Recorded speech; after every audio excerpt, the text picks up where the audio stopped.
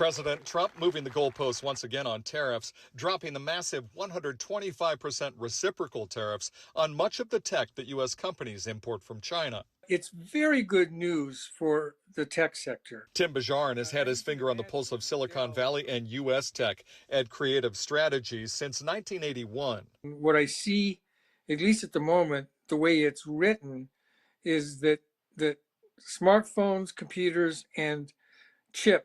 He says the industry is still looking for guidance on exactly which chips will be exempt from the huge tariffs. The president signed the order late Friday, and he was later asked whether he thought China would negotiate an even better deal. I guess so. Whatever it is, it is. We have a lot of countries, not just China. Cupertino-based Apple assembles 90% of its iPhones in China and lost almost $640 billion in value in 3 days as the president ramped up tariffs on the country.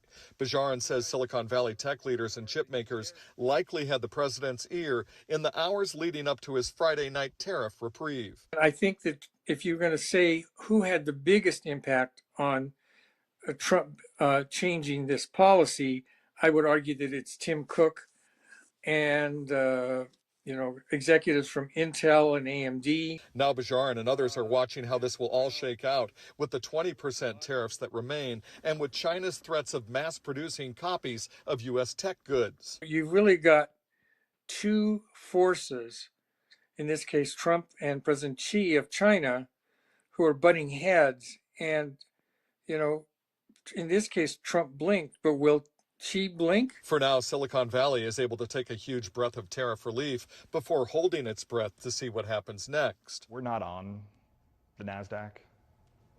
We're not part of Wall Street. While small businesses who depend on non-tech Chinese imports still feel the stinging pain of those 125% tariffs.